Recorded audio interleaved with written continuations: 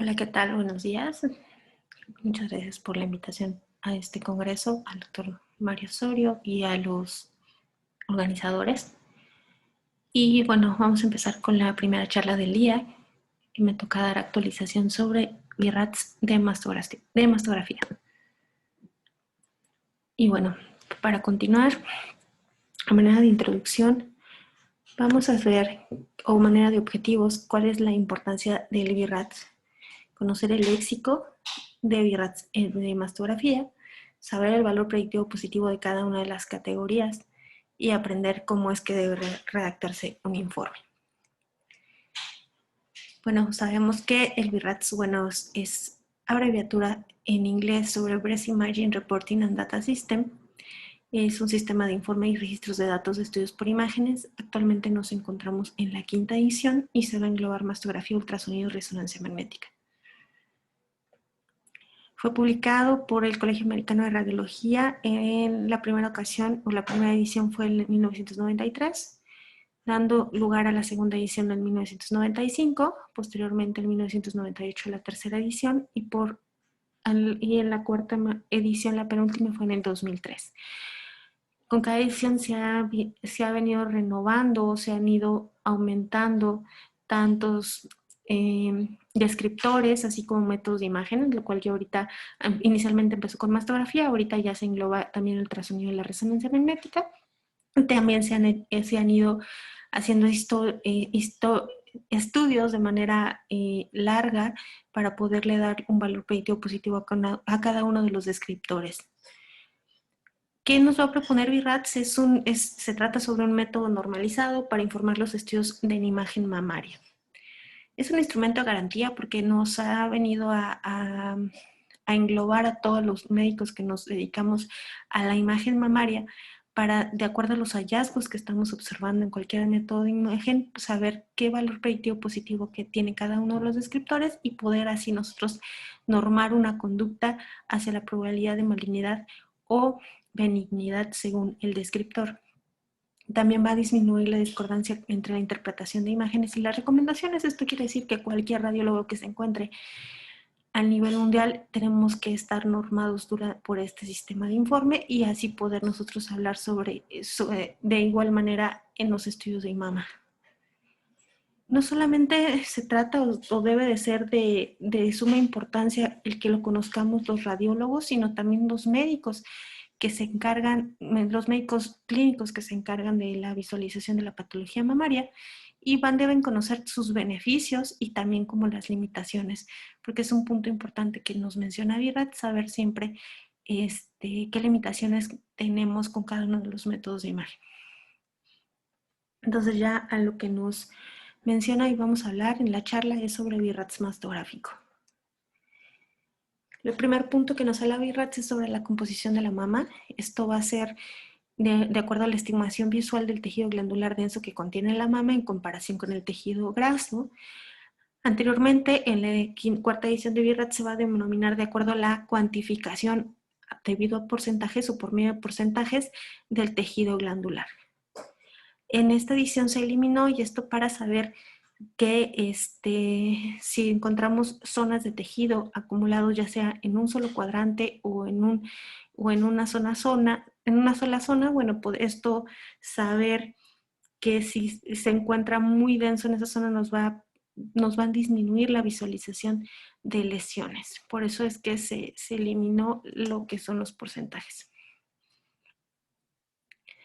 La primera composición mamaria nos habla de mamas que están compuestas por tejido adiposo casi en su totalidad. Esto nos permite visualizar de manera adecuada el tejido o la mama en ambas proyecciones y no nos va a permitir o no nos va a ocultar las lesiones. La sensibilidad mastográfica es muy alta en este tejido glandular. El tipo B se observan sectores dispersos de densidad fibrogranular, antes se le va a denominar densidad fibrogranular dispersa. Aquí todavía la cantidad de tejido glandular nos permite visualizar de manera adecuada si es que se observará alguna patología. El tipo C es una densidad heterogénea que puede ocultar algunos nódulos pequeños. Aquí ya la sensibilidad mastográfica disminuye y generalmente ya nos podemos nosotros no visualizar con solamente la mastografía algunas lesiones, por lo que es necesario a veces complementar con estudios previos o si no el ultrasonido. Y el último es la densidad tipo D, son aquellas mamas muy densas, lo que va a disminuir la sensibilidad mastográfica hasta en un 40%, hay que tomarlo en cuenta. Para nosotros, si es así, pedir un complemento, ya sea con ultrasonido. El siguiente descriptor de los que hablamos son los nódulos. Se le va a denominar nódulo a las lesiones que ocupan un espacio. Van a tener un borde convexo visto desde, o parcialmente convexo visto desde afuera. Cuando son muy densas, la mayor densidad se va a encontrar en el centro. Y si esto es un punto muy importante, si un nódulo solamente es visible en una proyección, se va a considerar asimetría hasta comprobar sus bordes y sus márgenes. Eso es mediante estudios complementarios como el ultrasonido. En cuanto a los descriptores de los nódulos, vamos a tener el primero, que es la forma. La forma tenemos tres. La primera es la ovalada, es aquella en la cual su eje longitudinal es mayor que el anteroposterior. Aquí podemos observar esta imagen en la cual observamos un nódulo ovoideo con márgenes circunscritos, pero bueno, eso lo vamos a ver más adelante. La siguiente forma es una morfología redondeada, esto es esférica, en la cual, bueno, podemos aquí observar en el eje longitudinal y el anteroposterior es similar. Y la morfología irregular es aquel que no podemos englobarlo dentro de una morfología ovalada o redonda. Este descriptor es el que nos orienta más hacia la malignidad. El siguiente descriptor es los márgenes. Hay que tomar en cuenta que siempre hay que describirlo como margen. El primero es el margen circunscrito, en el cual nosotros podemos visualizar más del 75% del margen y no se encuentra oculto por la sobreposición de tejido. Aquí observamos este nódulo ovoideo con márgenes circunscritos. El otro es el oscurecido, en el cual nosotros tenemos una sobreposición del tejido, en el cual no nos deja visualizar no nos deja visualizar de manera adecuada los márgenes. Aquí tenemos este nódulo con márgenes oscurecidos por la sobreposición de tejido glandular. El siguiente descriptor ya es márgenes no circunscritos, pero bueno, actualmente ya se desglosan como microlobulados, es aquel el cual va a tener lobulaciones de onda pequeña. Anteriormente nosotros teníamos en la cuarta edición de VIRAT los márgenes lobulados, ya en esta edición se eliminó. Si son menos de 3 márgenes o menos de 3 lobulaciones, lo podemos categorizar dentro de circunscritos. Si son más de 3 lobulaciones, lo vamos a categorizar dentro de microlobulado. Tenemos este nódulo irregular con márgenes microlobulados, que son aquellas lobulaciones de onda pequeña. Aquel indefinido es aquel en el cual no podemos nosotros tener una adecuada interfase entre el nódulo y el tejido glandular adyacente. El último es el espiculado, es aquel en el cual van a emitirse unas espículas desde el nódulo hacia lo que es el resto del tejido, causando una distorsión de la arquitectura. Estos tres descriptores nos van a causar o nos van a dar una sospecha de malignidad. El tercer descriptor es la densidad, es aquel que van a ser primero de contenido graso, son aquellos en los cuales son predominantemente benignas, y VIRAT nos habla de 4 lesiones. La primera es aquella que es una necrosis grasa, que podemos tener en este ejemplo, es un nódulo ovoideo con márgenes oscurecidos, el centro graso si lo comparamos con la zona grasa adyacente, y además se encuentra asociado a calcificaciones distróficas, y lo cual nos habla de una necrosis grasa. En el siguiente ejemplo tenemos este nódulo ovoideo con márgenes oscurecidos, el centro o su contenido está isodenso al tejido graso adyacente, y lo cual se trata de un lipoma. En el tercero tenemos este nódulo redondo con márgenes circunscritos, centro graso y algunas calcificaciones en su periferia, y se trata de un galactocele.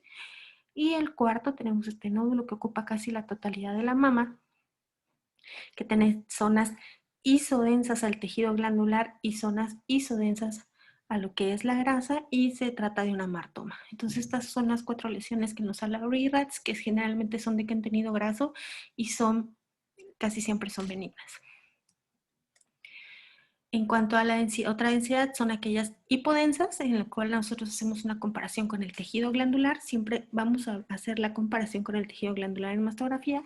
Son aquellas que tienen o son de menor densidad que el tejido, y lo cual nos orienta hacia algo benigno. Aquí tenemos estas dos imágenes, es la misma paciente, una proyección CC y una proyección lateral, y podemos observar este nódulo ovoideo con márgenes oscurecidos e isodenso el tejido glandular, y se trató de un fibroadenoma. El otro son aquellas en las cuales están isodensas al tejido glandular, y son aquellas lesiones en las cuales pueden llegarse a ocultar con la sobreposición de tejido. Entonces aquí tenemos estas dos imágenes, son unas proyecciones de la misma paciente en proyección CC y MLO, y tenemos este nódulo irregular con márgenes oscurecidos e isodenso al tejido glandular. Su valor predictivo de este es de 22%, por eso siempre hay que tomarlo en cuenta. Y aquel que es hiperdenso, en lo cual su densidad es mucho mayor y tiene un valor predictivo del 70%, sin embargo hay que tomar en cuenta que aunque generalmente es maligno, hay lesiones benignas que nos pueden tener esta alta densidad. Aquí tenemos estos dos ejemplos. En el primero tenemos este nódulo regular con márgenes espiculados, hiperdenso en comparación, o de mayor densidad en comparación con el tejido glandular, que condiciona distorsión y retracción. Resultó ser un carcinoma ductal infiltrante, y aquí tenemos otro, este gran nódulo ovoideo con los márgenes indistintos, y podemos ver de mayor densidad y que constituyó un PASH, una lesión benigna. En cuanto al siguiente descriptor, estamos hablando de las calcificaciones. Estas grandes calcificaciones podemos englobarlas en dos grandes tipos: las típicamente benignas y las que nos causan algún grado de sospecha. Las que se encontraban en grado intermedio fueron eliminadas en nuestra edición VIRATS. Y bueno, vamos a empezar con las primeras, que son las típicamente benignas, y vamos a hablar de las cutáneas. Las cutáneas son aquellas que generalmente se encuentran o de mayor frecuencia se encuentran hacia la zona axilar, la zona periareolar y hacia el pliegue inframamario. Tienen como característica, tienen el centro de menor densidad, se pueden ver un poco anulares, y si nosotros tomamos una proyección tangencial, se pueden llegar a encontrar en lo que es la superficie o en la piel. Aquí tenemos estas dos proyecciones de una misma paciente. Tenemos estas microcalcificaciones con centro radiolúcido. Se encuentran a lo que es la zona axilar, y si nosotros vemos en la proyección CC, algunas podemos llegar a limitar en la piel, y son calcificaciones cutáneas. Las vasculares son aquellas que se van a encontrar en las paredes de las arterias.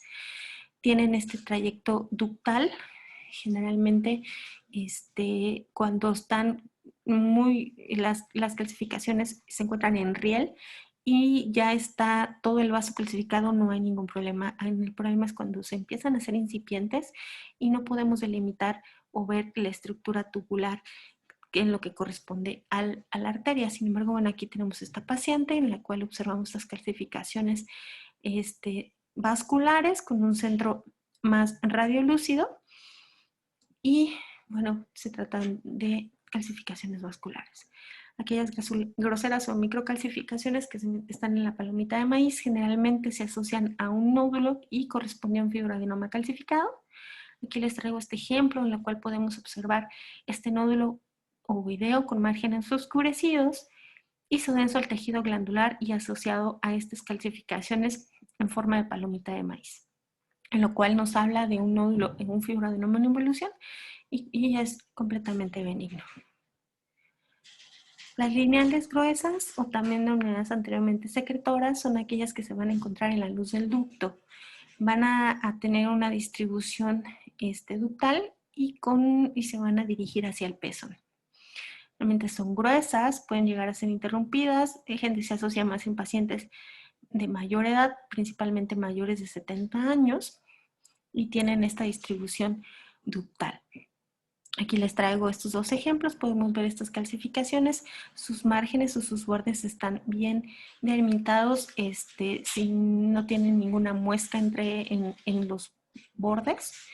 Y aquí está otra paciente que aparte de presentar estas lesiones o estas calcificaciones lineales gruesas, también podemos encontrar calcificaciones vasculares. Las redondas, anteriormente aquí vamos a englobar las redondas y las puntiformes. La única diferencia es el tamaño. Algunas pueden estar menores a 1 milímetro, otras mayores a 1 milímetro, lo cual nos hace la diferenciación, pero se engloban dentro de este gran descriptor. Estas pueden tener una distribución o pueden ser agrupadas, como tenemos en este ejemplo, y otras se pueden encontrar de manera difusa. Nos orienta hacia benignidad.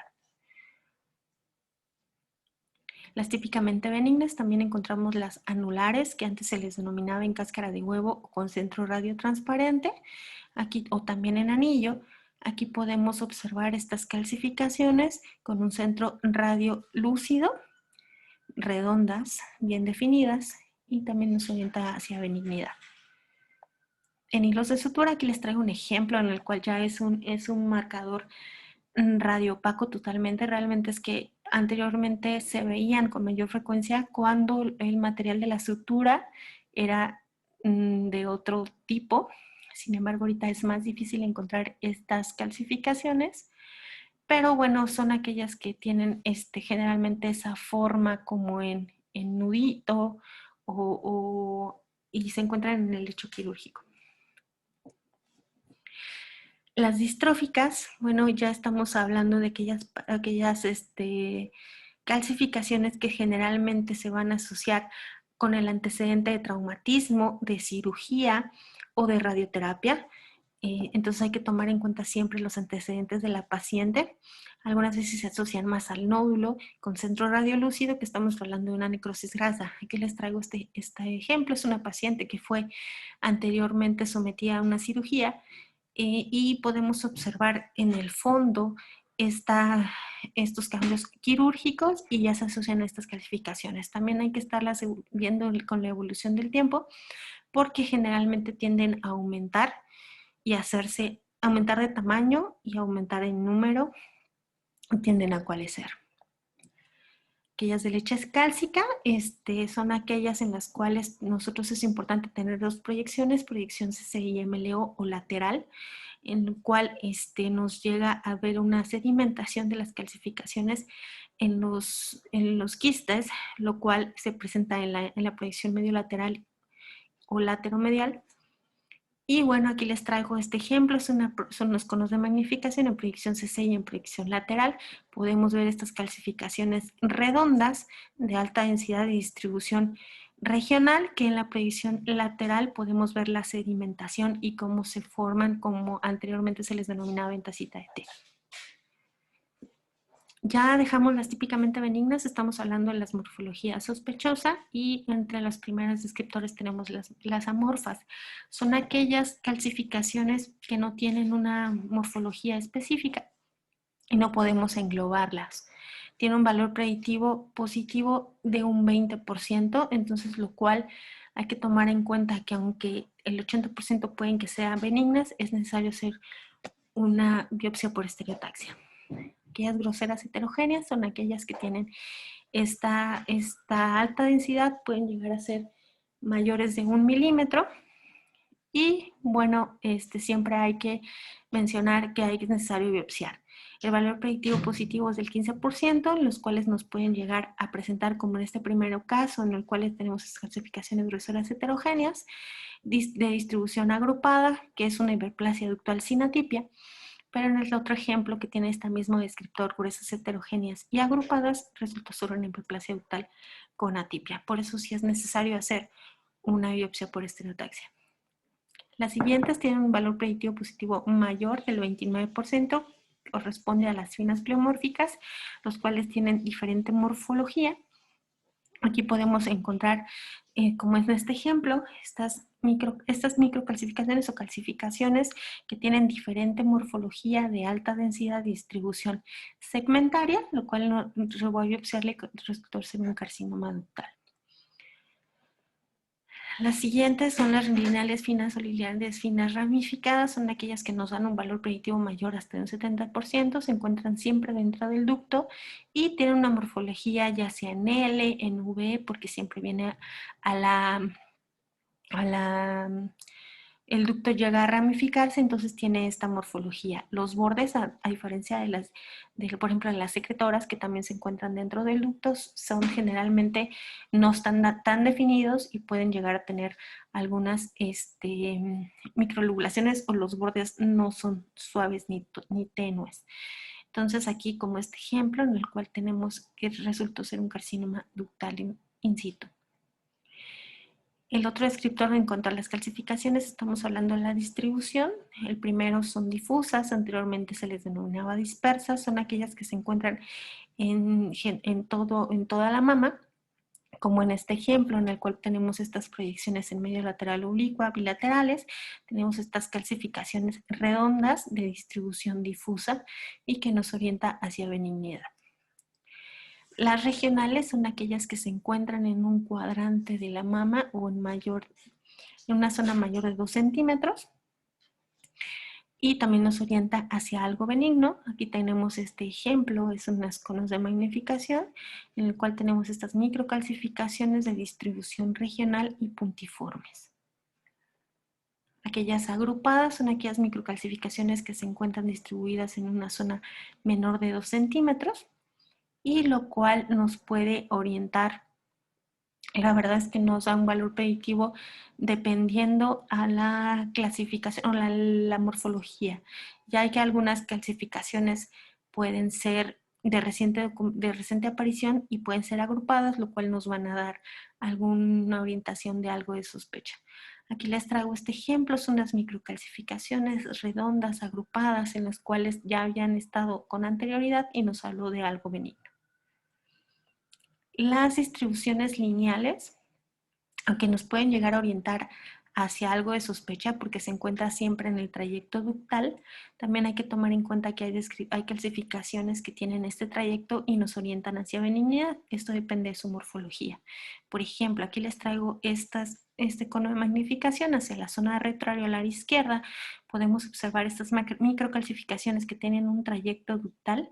Se encuentran putiformes, pero resultó ser un carcinoma ductal in situ. Este es otro ejemplo en el cual son las calcificaciones de tipo lineal gruesa o secretoras que tienen un trayecto ductal, pero por su descriptor o por su morfología nos orienta hacia algo benigno. La siguiente distribución nos va a orientar hacia algo maligno, en el cual es una distribución segmentaria.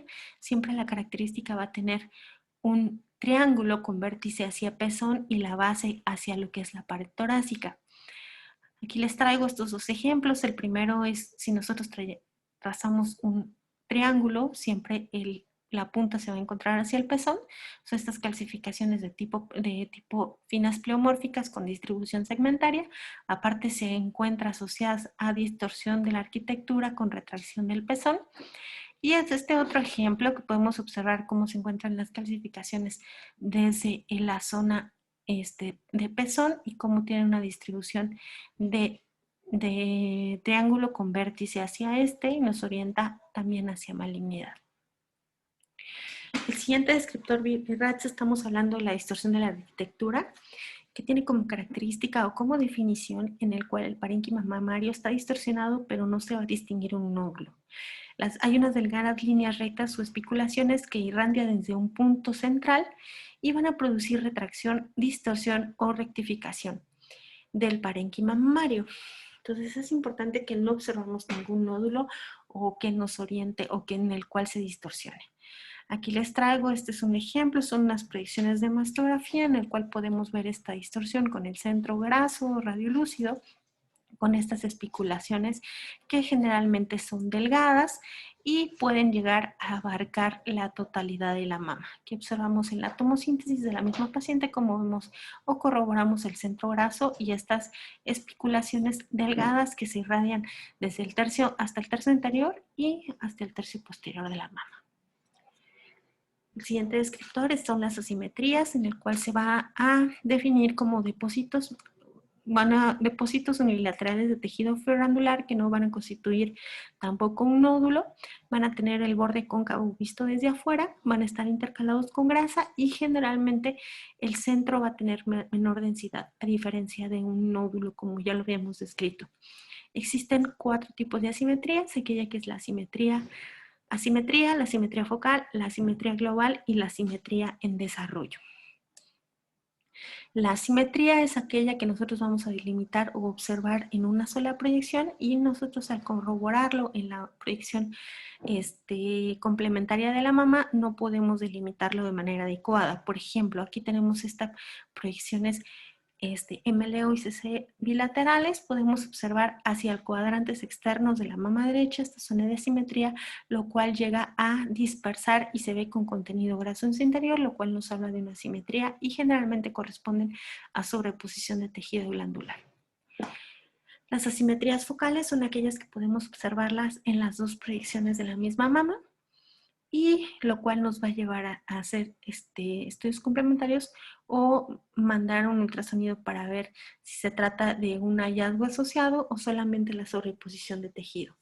Aquí tenemos estas imágenes de proyecciones mastográficas y podemos ver hacia cuadrante superior externo, tercio medio de la mama izquierda, esta zona de mayor densidad o de asimetría focal con grasa en su interior intercalada, lo cual correspondió a la sobreposición de tejido glandular.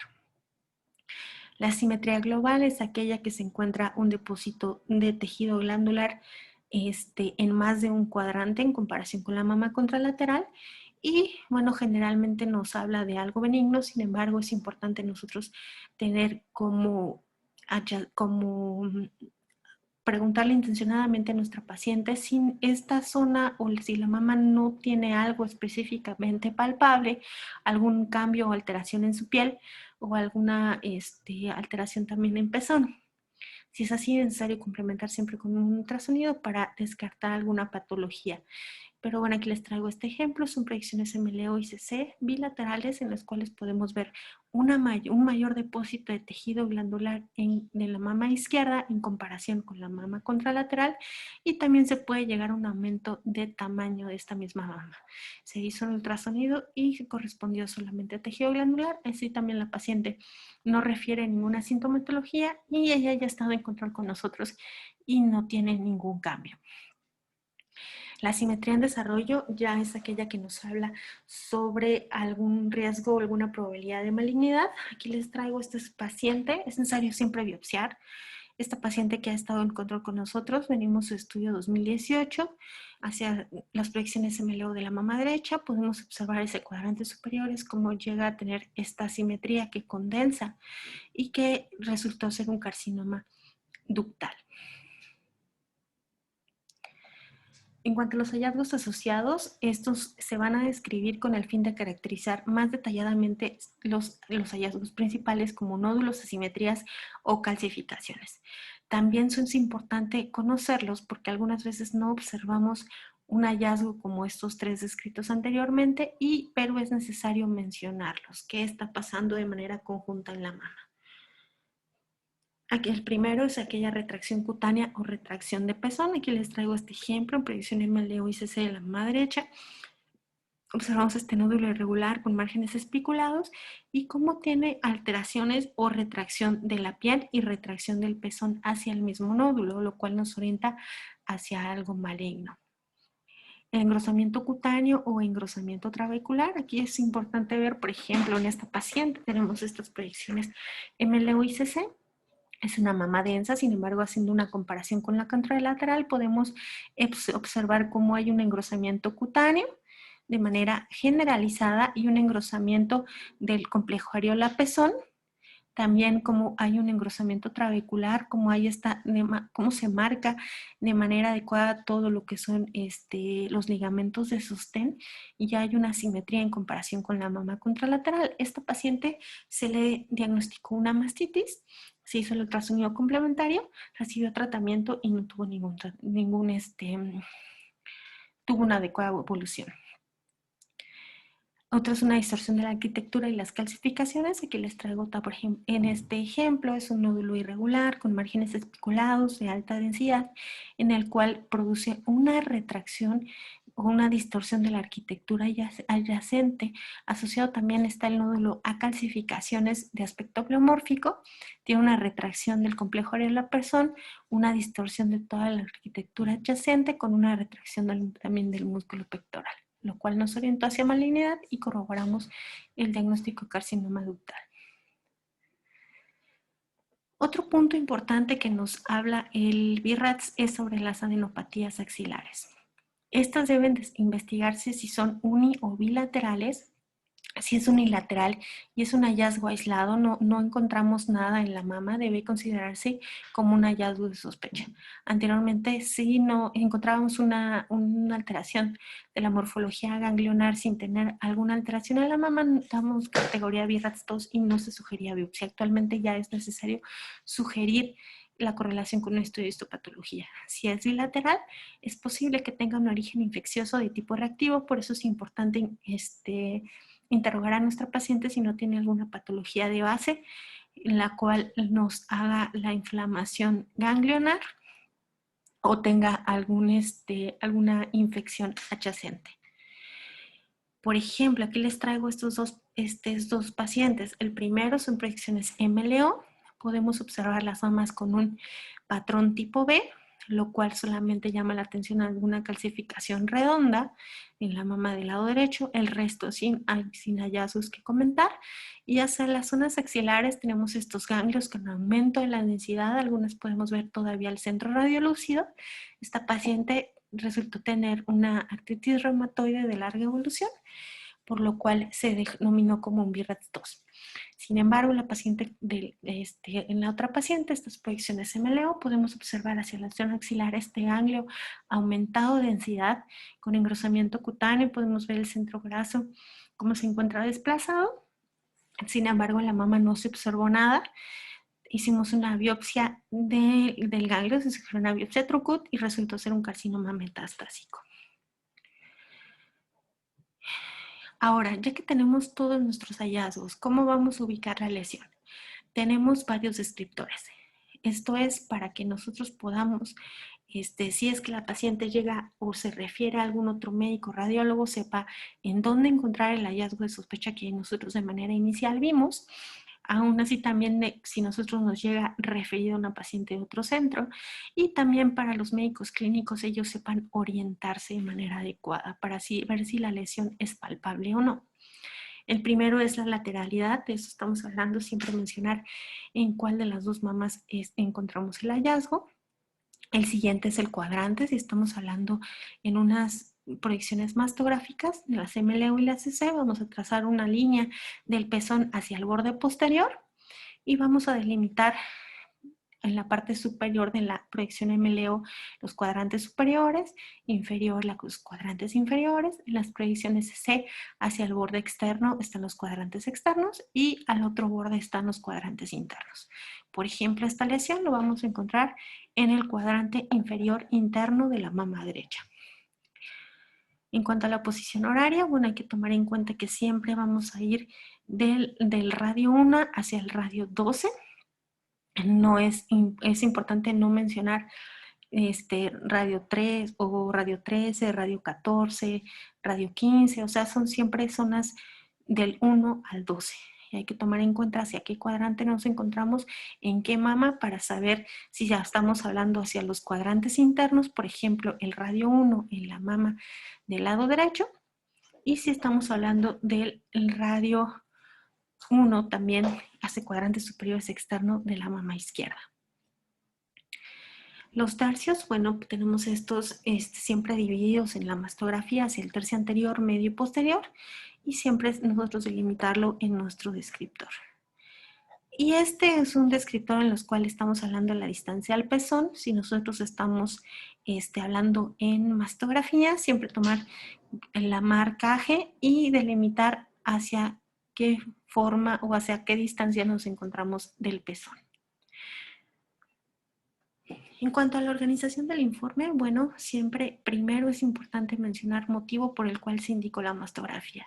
Si es una mastografía de screening, si es una mastografía en el cual diagnóstica, ya tenemos el diagnóstico de carcinoma, o ya la paciente se palpa un nódulo, o el médico que refiere encuentra un nódulo o una zona de sistematización. Después de eso, bueno, aquí faltó mencionar que vamos a hablar de qué tipo o qué estudio estamos hablando. En este caso, una mastografía, si son las proyecciones nada más basales o se le hizo alguna proyección adicional. Y después, en cuanto ya a los hallazgos, vamos a hablar de la composición mamaria, que ya los mencionamos estos 4 grandes grupos. Después, si hay algún hallazgo, siempre hacer una descripción detallada de los hallazgos importantes. Si es un nódulo, mencionar su morfología, sus márgenes, su densidad y si tiene algún hallazgo asociado. Sí es importante hacer una comparación con las mastografías anteriores, si es que se tienen, y si no se tienen, también mencionarlas. Después poner una valoración que corresponde a la categoría BIRATS y al final las recomendaciones que tengan o sean acordes con la categoría BIRATS que mencionamos. ¿Cuáles son las categorías de valoración? Bueno, vamos a tener el BIRATS 0, que es una evaluación incompleta. Sin embargo, bueno, siempre mejor, si no se puede mencionar que es un estudio no concluyente y qué se le va a sugerir que se le haga un rellamado. El valor predictivo positivo, según BIRATS, nos dice que no aplica. Sin embargo, hay estudios en los cuales mencionan que este valor predictivo positivo puede llegar a ser hasta el 13%. El siguiente es el BIRATS 1, que son hallazgos negativos, en los cuales la conducta que se va a sugerir es un tamizaje mastográfico de manera anual y su valor predictivo positivo es del 0%. En la categoría BIRATS 2 son hallazgos benignos, también el manejo va a ser un tamizaje anual y su valor predictivo es del 0%. La categoría BIRATS 3 son hallazgos probablemente benignos, el manejo va a ser un seguimiento a corto plazo y su valor predictivo positivo es del 2%. BIRATS 4 se va a subdividir en 3 grandes grupos. El BIRATS 4A, que va a tener una baja sospecha de malignidad, su valor predictivo positivo es del 2 al 10%. El 4B tiene moderada sospecha de malignidad, su valor predictivo es entre el 10 al 50%. Y el BIRATS 4C, que es con alta sospecha de malignidad y tiene un valor predictivo del 50 al 95%. En estos grupos se va a recomendar correlacionar con histopatología, hacer un diagnóstico histopatológico. El BIRATS 5 es altamente sugestivo de malignidad, es un diagnóstico, se va a sugerir una biopsia y tiene más del 95% de valor predictivo positivo. Y la malignidad conocida por biopsia es aquellas que ya tenemos o comprobamos el diagnóstico de malignidad, ya sea de manera quirúrgico o con biopsia, y ya tenemos un 100% comprobado la malignidad. Estas categorías de valoración fueron creadas con el fin de tener coherencia con las recomendaciones que nosotros vamos a poner al final de nuestro informe. Este es un punto importante sobre las categorías de valoración. La FDA exige que solamente se dé una categoría por el informe radiológico. No se puede dar una categoría de cada mama por separado. Se tiene que dar una categoría final de BIRATS. Sin embargo, si usted quiere dar una categoría por cada mama, lo puede hacer en el cuerpo del informe, pero no como conclusión final. La categoría se basa en la mama que va a presentar el aspecto más anómalo conforme a las jerarquías. ¿Ok? ¿Cómo van las jerarquías? Vamos a hablar del 1, del 2, del 3, el 6, el 0, el 4 y el 5, teniendo como mayor peso estas últimas 3.